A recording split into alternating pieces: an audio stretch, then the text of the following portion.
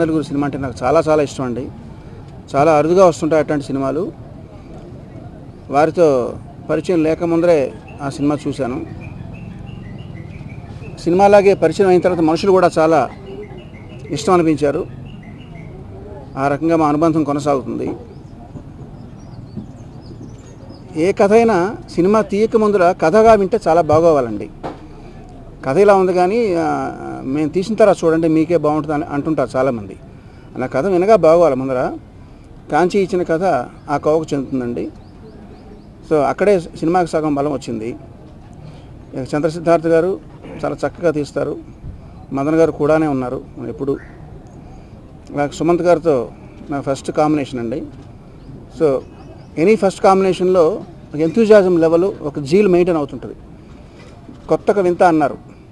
So ఇంకా వింత వింతగా ఉండాలని ప్రయత్నించడం జరుగుతుందండి. పాటలు 6 పాటలు ఉంటాయి ప్రతి సినిమాలో. అలాగే ఇది సినిమా టైటిల్ ఏమో గుర్రం ఎగరవచ్చు అంత మాత్రమే కానీ మామూలుగా అయితే నన్ను అడిగితే గుర్రం ఖచ్చితంగా ఎగురుతుందని చెప్తానండి. ఇది యూనిట్ అందరూ కూడా కష్టపడి పనిచేస్తున్నారు. ఈ గుర్రానికి గుగ్గిళ్ళు తినిపిస్తాం కాబట్టి చేతన్ ప్రసాద్ గారు ఇట్లాంటి వాళ్ళందరూ మేమందరం ఉన్నాం కాబట్టి ఈ గుర్రం నీలం శంకర్ గారు చాలా మంచి మిత్రులండి. కలిసిన కొద్ది రోజుల్లోనే మంచి మిత్రులు అయ్యారు. ఆయన చాలా మంచి మనసున్న మనిషి. సో ఆయనకి ఈ చిత్రం గొప్ప సక్సెస్ ఇవ్వాలని మా అందరికంటే కూడా ఆయనకి ఎక్కువ ఇది పేరు తీసుకురావాలని మనస్ఫూర్తిగా కోరుకుంటున్నాను. ఒక 2 సంవత్సరాల గ్యాప్ తర్వాత మళ్ళీ సినిమా చేయాలనిపించడానికి ఆ మోటివేషన్ కలగడానికి కాంచి గారు, మదన్ గారు ఇచ్చిన కథే కాకుండా నాకు కీరవాణి గారితో పనిచేయాలనే కోరిక ఉండేది. అది ప్రాక్టికల్గా అది నెరవేరటం పాసిబులా నాట్ పాసిబులా కూడా తెలియదు. కానీ అప్పుడే ఏమో గుర్రం ఎగరవచ్చు అనుకున్నాను. ఇప్పుడు ఈయనతో పనిచేసే అవకాశం వచ్చింది. అది నిజమవుతుంది. ఇప్పుడు మా ఈ ప్రాజెక్ట్కి ఆయనే హెడ్ ఆఫ్ ద ఫ్యామిలీ. చాలా బాగా.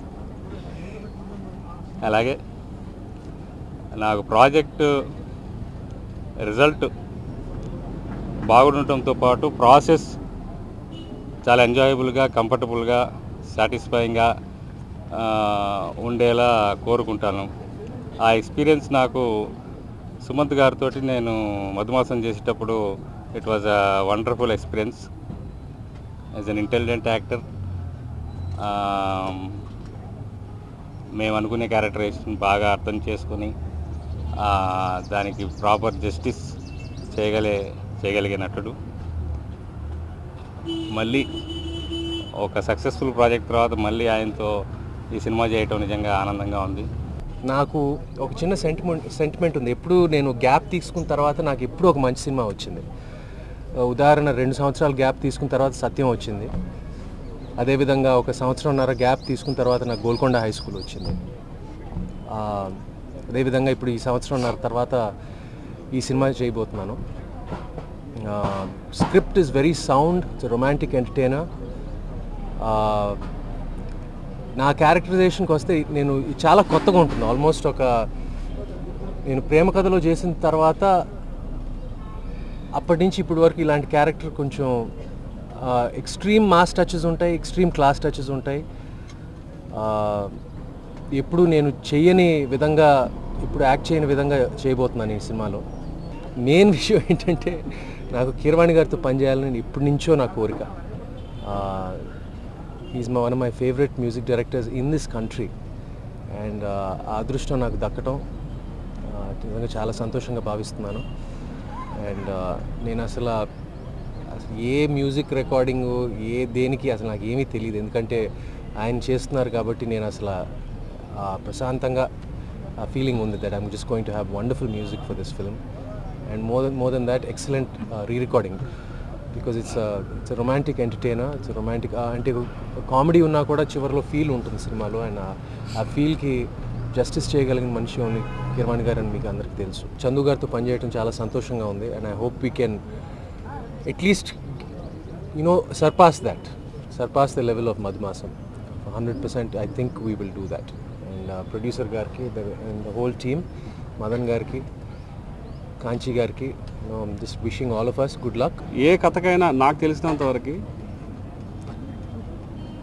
కొన్ని విచిత్రమైన క్యారెక్టర్స్, వాటి స్వభావం, పాత్ర యొక్క స్వభావం ఎప్పుడైతే ఇన్నోవేటివ్గా ఉంటుందో ఆ కథ కూడా గొప్పగా వస్తుందని నా నమ్మకం, నా పర్సనల్ ఎక్స్పీరియన్స్ అనమాట.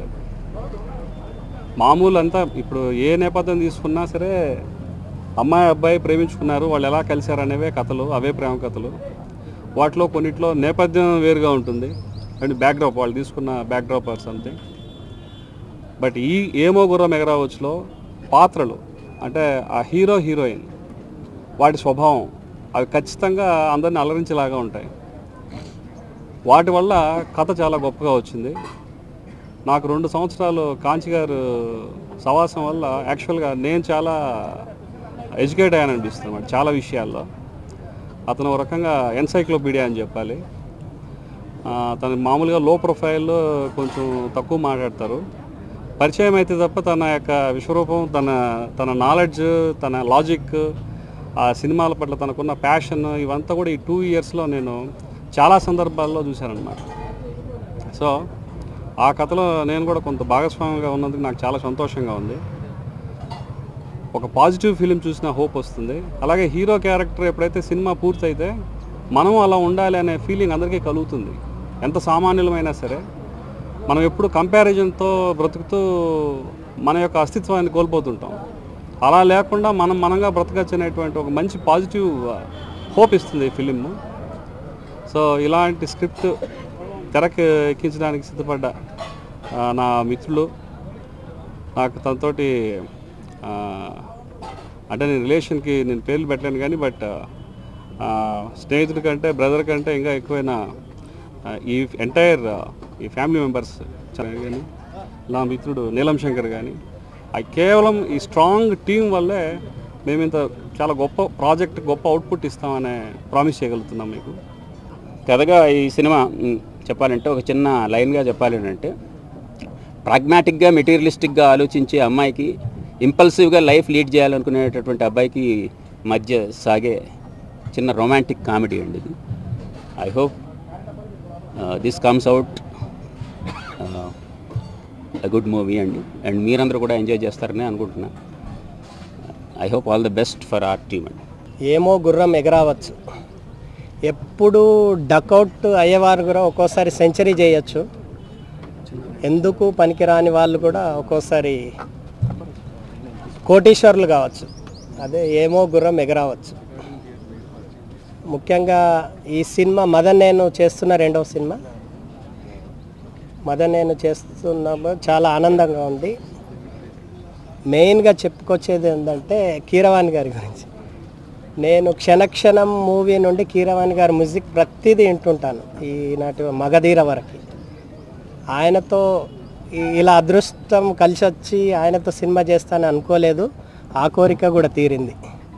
అది మదన్ వల్ల, చందు వల్ల, కాంచి గారి వల్ల, అందరు ఫ్రెండ్స్ కావడం వల్ల ఈ కోరిక తీరింది.